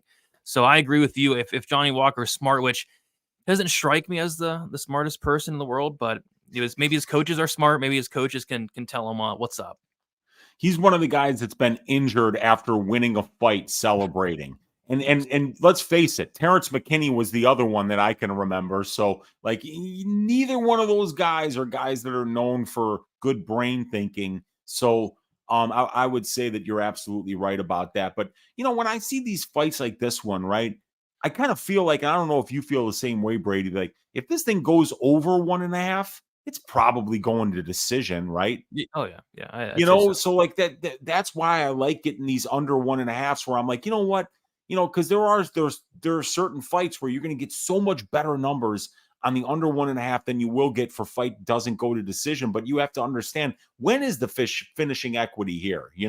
Is Magomed Ankalaev getting 3rd round finishes? No. Is Johnny Walker finishing dudes in the 3rd round? No. So I think if it does end, it ends early. And if it doesn't, oh, well, I got plus 160. You're going to be wrong betting plus money a lot of the time. Yep. I mean, that's been my strategy lately. Get a lot wrong, but hit some plus money and come out on top. So yeah, that's right. Yeah. I don't hate it. This is one fight I have not looked into though. So I'm going to watch it. I'm not going to watch the Johnny Walker, Thiago Santos fight though. That's off the table. And quite frankly, I'm not looking forward to watching Magomed Ankalaev either, but I'll do it. But yeah, Ankalaev is a pretty big favorite here, minus 360. I've never been the biggest fan of Ankalaev, but he's a very good fighter, and he has multiple ways to win this fight. He's the more durable fighter. He has that wrestling path. I get why he's a decent favorite here, I'd say.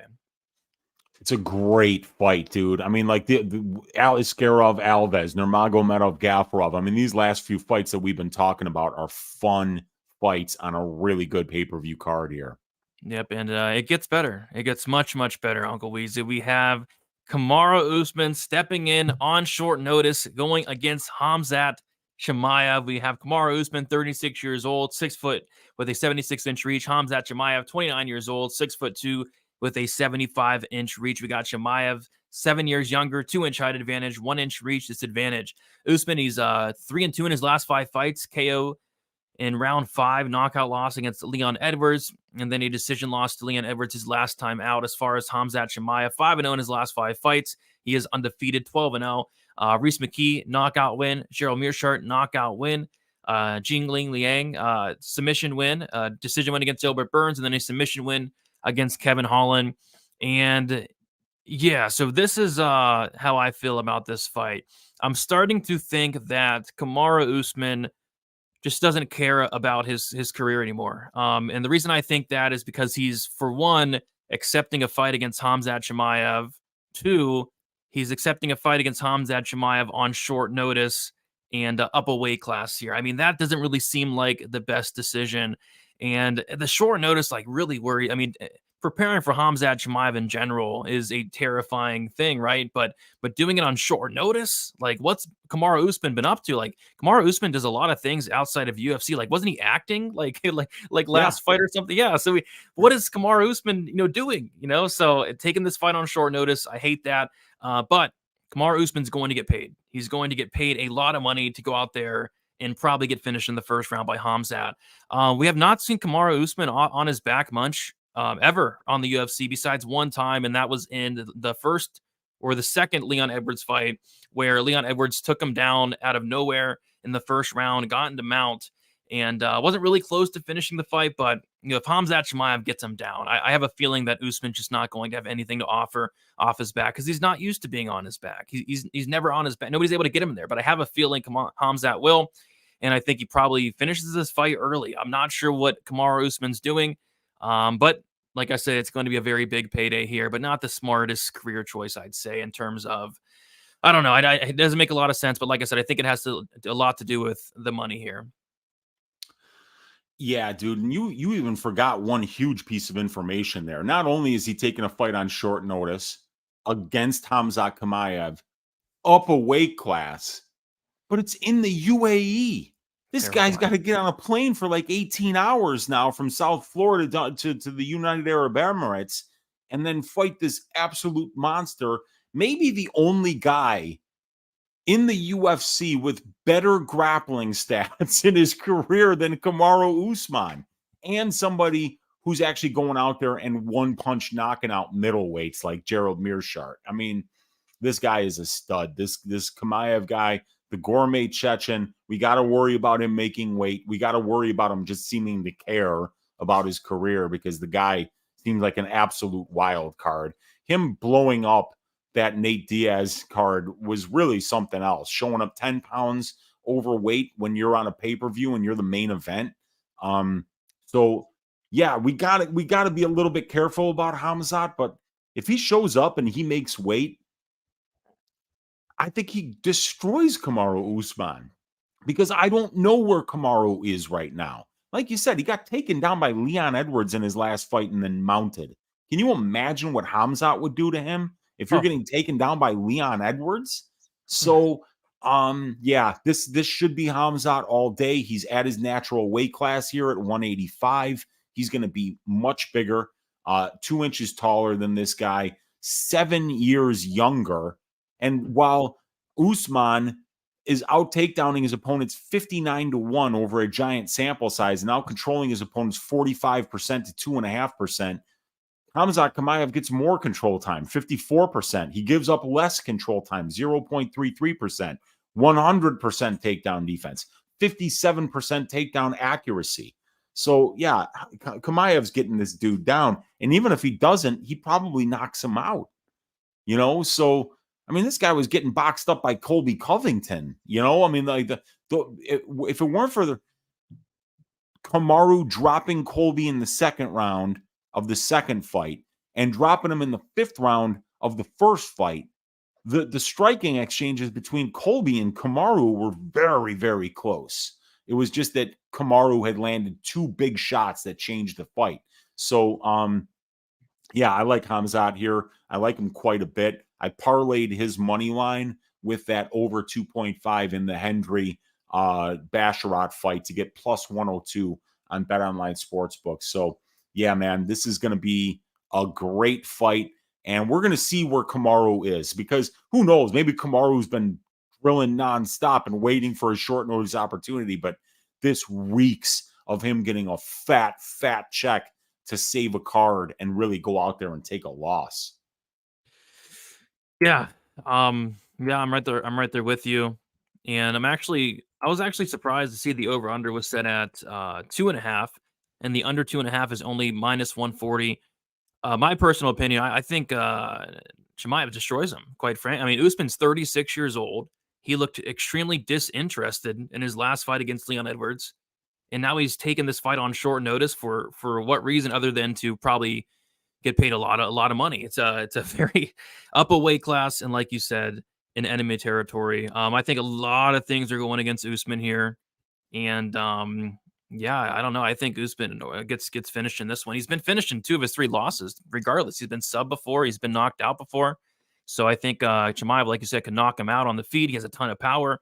Or if he takes him down and gets into mount or takes the back, I mean, it's probably a wrap as well. So yeah, the over-under under -140, I think it's very generous, and I'll be looking at some Chimaev probably inside the distance props as well.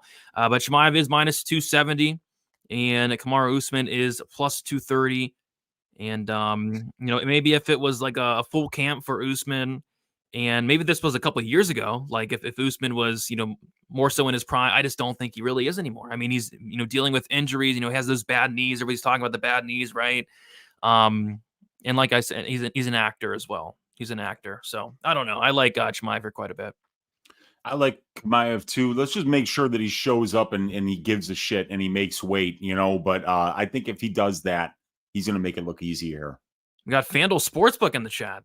Unlike Yes, BetOnline, we have all the props available for Makhachev, Volkanovski. Yeah, and that's true. They had him out a couple days ago, actually. So it's good to see FanDuel getting to the market early as well. We love to see that because FanDuel always has some really juicy props too. And here we are with a DraftKings logo on our screen, and we got our guys BetOnline and FanDuel in the room here, and we gotta get that DraftKings thing off the screen here, man.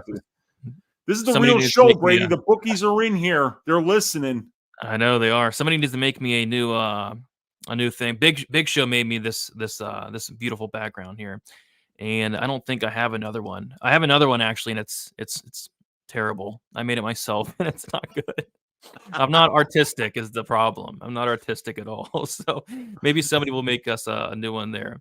And FanDuel wants an oi. Well, oi. Let's go, FanDuel. Get those props out. Let's see Usman Chimaev next. Let's get that one out too, man. Let's beat these guys to market. Let's go. We got our guy Marcus Williams in here saying he agrees 100%. Dana White must have offered Usman close to 7 figures to take the Khamzat fight. I think it had to be a lot of money. I mean, because why would you take a Khamzat Chimaev fight in general, but on short notice? I mean, it just doesn't seem like the smartest thing. No, it doesn't. And I mean, we knew that Paulo Costa wasn't showing up for that ass whooping. Yeah, which was smart. I mean, that was smart of him. Pull out. Yeah. Agreed. Yeah, that's a very smart move. He's going to be laughing his ass off watching Kamaru get his head pounded through the canvas here. And then he's going to be like, I want Mearshart next. He's going to want somebody, that's not even close to on Khamzat's level. Let's go. Paulo Costa versus Gerald Mearshart. Book it. He'll show up for that one. That's for sure. All right. So Weezy, next we have the main event. Before we get into it, if you guys have not already, be sure to like the video. Let's get those likes up. Also, be sure to subscribe to Pub Sports Radio if you have not already. Me and Weezy go live every Sunday, breaking down the card nice and early. And then lastly, be sure to check out the pubsportsradio.com pick contest. $100 to first each and every week. Free to enter. Just go to pubsportsradio.com, make your picks, and the winner gets $100 each and every week. And yeah, we have a great main event here. Islam Makhachev taking on Alexander Volkanovski 2. We got Makhachev, 31 years old, 5'10" with a 70-inch reach. Volkanovski, 35 years old, 5'6" with a 71-inch reach. Makhachev, he's 4 years younger. He's going to have a 4-inch height advantage and a 1-inch reach disadvantage. Islam Makhachev, 5-0 in his last 5 fights. He had a submission win against Thiago Moises, submission win against Dan Hooker, knockout win against Bobby Green, submission win against Charles Oliveira, and then a decision win against Alexander Volkanovski. As far as Alexander Volkanovski, he's 4-1 in his last 5 fights. Decision win against Brian Ortega, a knockout win against the Korean Zombie, decision win against Max Holloway, decision loss to Islam Makhachev, and then a knockout win against Yahya Rodriguez. So I went back and watched their first fight, and I remember a lot of people that night thinking like Volkanovski won the fight. And I went back and watched the fight. I thought it was a pretty easy fight to score. I scored it in favor of Islam Makhachev, 48-47. Two of the judges did score it the way I did, and then one of the judges actually scored it 49-46 in favor of Islam Makhachev. What kind of surprised me in the fight was Islam actually hurt Alexander Volkanovski a couple times early on in the fight. And then what I also noticed was anytime that Islam Makhachev got to the back and took the back of Alexander Volkanovski, that was the round. Volkanovski was not able to get out of that position, and Islam Makhachev was able to end 2 rounds on the back of Alexander Volkanovski. Another short notice replacement here, Weezy. Alexander Volkanovski is taking this fight on short notice. I saw a video of Volkanovski a couple days ago, and he was saying something along the lines of he has nothing to lose in this fight. He's taken this fight off the couch, which I don't think that's the case. I think, Volkanovski is a guy that is always preparing. He's always going to be ready for a fight. A 5-round fight against Islam, though, I'm not so sure, but, I think he's going to come in here in really good shape. But I don't like that mindset. Like, he's saying he has nothing to lose. I mean, he kind of does. I mean, you don't want to go down 0-2 against Islam Makhachev here. So Islam is a pretty big favorite here, but he's actually less of a favorite than he was the first time. I think in their first fight, he was like minus 350 around that area. Now he's minus 265. And I think a lot of that has to do with their first fight was competitive. I thought it was competitive, but clear. The winner was Islam Makhachev. Weezy, what are your thoughts about this main event? I really wanted to see the Charles fight, but if we had to lose the Charles fight, this one is the next best scenario, I'd say. Yeah, it's just less than ideal, man. These are two of the best fighters on planet Earth, and if they're gonna fight, you want to see both of them fighting on a full camp. Especially with Volkanovski having to take this short notice up a weight class in the UAE from Australia. It's a lot to ask. I'm sure Islam's been there already for a long time. So, yeah, I'm leaning Islam here. I liked him in the first one. I agree with you. I thought he won that fight 3-2. I thought he looked phenomenal with his striking. He did. You know what I mean? And if Islam's not looking like he's at a deficit, at distance striking range, it's hard to say that Volkanovski wins this fight. There's all those narrative questions that are in the way. And then you add to that, now, okay, this guy just had surgery on his elbow. There's that video of him out there on a pier, and there's a bunch of guys in the water swimming, and they're telling Volk to jump in, and he's telling them, I can't. The doctor said that the stitches in my elbow shouldn't get wet. This was just 2 weeks ago. But he wound up jumping in the water because they told him that Islam would do it. So the guys are in the water. They're like, oh, you don't want to jump in? Islam would jump in. And then Volk jumped in, right? But he's coming off of elbow surgery. He hasn't been training. You don't train when you just come off of surgery. You have to let that heal. So he is kind of coming off the couch here. He's taking it on less than 2 weeks' notice. And he's fighting Islam Makhachev. And you look at Islam's numbers, and they're pretty phenomenal. Pretty much everywhere. This guy has only absorbed 182 significant strikes in 14 UFC fights. That's unbelievable. That's you're talking about less than 14 strikes per fight. There's a guy like Khamzat Chimaev who's had 3 fights where he's absorbed 1 significant strike or less. Dominance. And Islam Makhachev is a dominant fighter. And that striking that wasn't there for like the first 2/3 of his career, now all of a sudden it's there. He's huge for the division. He's much bigger than Volkanovski. Volkanovski's got the 1-inch reach advantage, but it's Islam Makhachev who's 4 inches taller and 3 years younger than this guy. So yeah, I like Makhachev here. I liked him the first time. I think he's going to get the job done again, probably by decision, but it's a rematch, and these things never seem to take place the same way that you think they will. But these guys are so high level that we could see this playing out in a very similar fashion because, both of these guys are about as good as you can be in the sport. So you're not really expecting either one of them to really drop off that much, but all those short notice concerns coming off of surgery, all that stuff for Volkanovski, up a weight class, smaller guy, lost the first fight. It's hard to picture him getting the win here. So I'm going to pick Makhachev. But, you know, laying minus 250 against the guy as good as Volkanovski is not a great idea either, you know? Yeah, yeah, for sure. Yeah, I like Makhachev here. He's minus 265. Volkanovski is plus 225. The over is set at 4.5 rounds. The over 4.5 minus 182. The under 4.5 rounds is plus 152. And shout to FanDuel, they're actually in the chat earlier. They have all the props out. 60 props. The fight goes to decision plus 110. The fight doesn't go to decision minus 140. I don't know. Volk's submission defense is on point. I mean, Islam had his back a couple times in that fight. We saw him in the Ortega fight. Like, this guy is nearly impossible to submit. I actually think if Makhachev finishes Volk, I kind of actually lean knockout. Like, Makhachev's been showing crazy power lately. He knocked down Charles. He hurt Volkanovski twice in the first 2 rounds. So, but I do lean decision as well. But I don't really want to sweat 25 minutes. Makhachev by decision plus 220. I don't know. Nothing's really sticking out here for me. Anything really sticking out for you, Weezy? Yeah, I think I bet the over before I would bet the under at that price.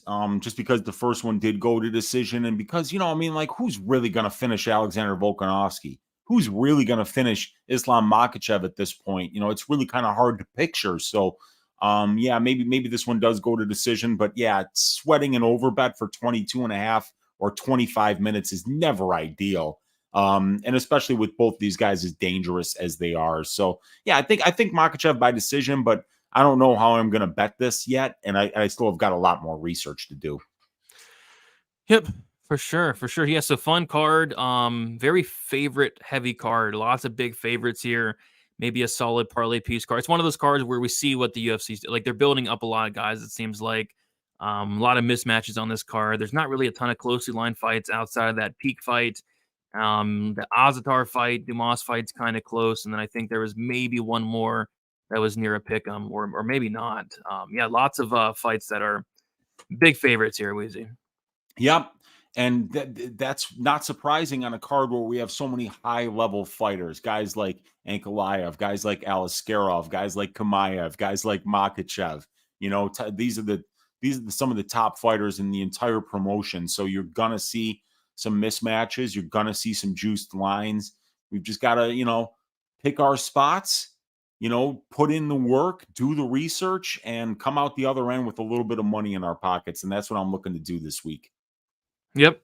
Same here. No bets for me yet. I think you have 2 bets thus far. I'm sure we'll both be adding more throughout the week. But Uncle Weezy, let the people know where they can find you and your plans for some content for UFC 294.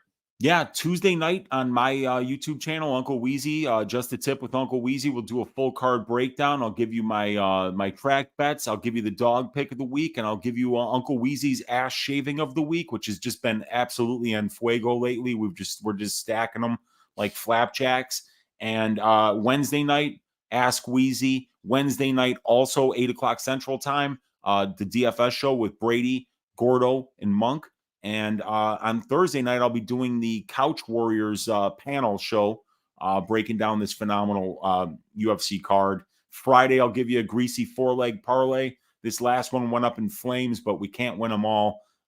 Looking forward to making some money on this card. Let's stack cash tickets like flapjacks for UFC 294, Brady. Let's do it. Who's on the Couch Warrior panel? Me and Couch Warrior, and I don't know who else. We're going to find out. Big surprise. Big surprise. Yep. Looking forward to it. Yes, sir. All right, guys. I just posted a main event prediction video on my channel, DFS by the Numbers. Tomorrow, I'm going to get out a co-main event prediction for the Khamzat and Usman fight.